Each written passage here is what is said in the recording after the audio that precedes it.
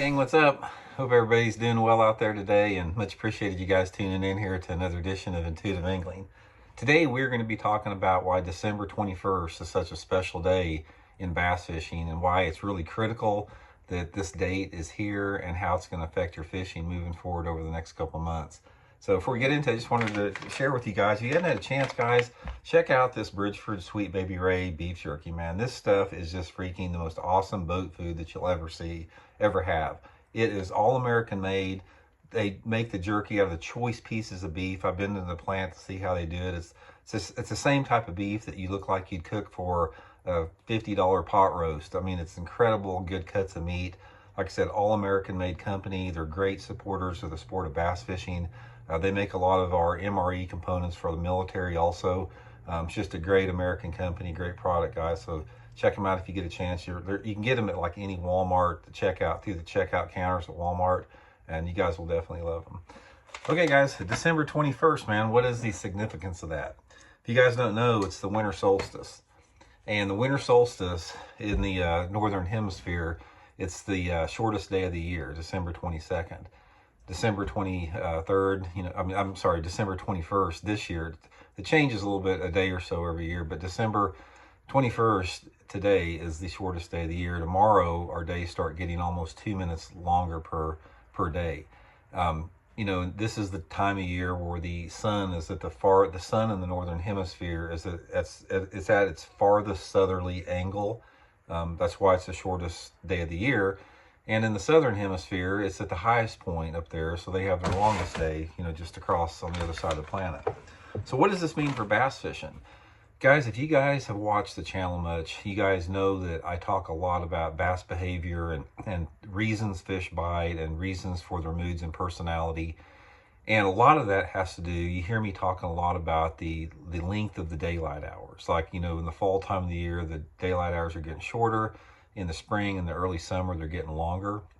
And with that comes varying degrees of light intensity. So what happens is, in my opinion, the length of the daylight hours that we have, that is probably one of the biggest variables in bass behavior, movement, and patterns that you have. It overweighs like weather patterns a lot of times.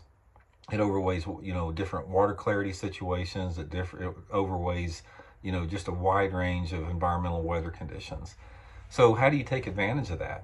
A lot of it is that you just have to be aware of what's going on and adjust your techniques a little bit. I mean, most of the time, from what I have found out about that, once you hit the winter solstice and you start getting into January, getting into February, that type of stuff, to me, the bass, like I said, they just get a little bit more active with the longer daylight hours. They have more feeding opportunities.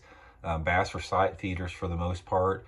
And with the longer daylight hours come increased feeding opportunities, which, puts the fish more aggressive for the most part. That's why, here again, this is just a theory on my part. That's why in the late winter and the early pre-spawn and the spring, up until June, is why fishing is so good. I just think we have longer daylight hours. It gives the bass more of an opportunity. They're an opportunistic feeder. And, that's why that normally your power fishing and more aggressive active baits work good on the front end of the year, as far as prior to the first day of summer in June. And after that, it seems like to me, it sort of goes the opposite direction. We lose our daylight hours every day. We lose 2 minutes off of every day. And the bass sort of react to that a little bit. It seems like they get a little bit tougher to catch. They have a shorter window every day to feed. And I've definitely noticed some type of a change. And a lot of it you can't really put your finger on, but it's the thing that like facilitates changing patterns. Because say, for example, in the wintertime, in January, February, stuff like that, you may have an additional 30-40 minutes of daylight by the time you enter in February like that.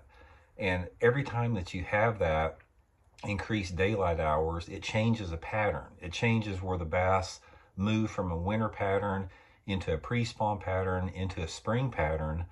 And that's even more important than water temperatures, because a lot of people, they try to equate water temperature to seasonal movements and seasonal patterns of bass. But guys, in my opinion, water temperature is secondary to things like, moon phases in correlation with the length of the daylight hours or length of the darkness. All that stuff works into correlation into ways a lot of time we don't understand. But the main thing about it, I don't know if there's, aside from, like I said, just, concentrate more fishing power baits the first 6 months of the year, and, more finessey stuff the second 6 months of the year.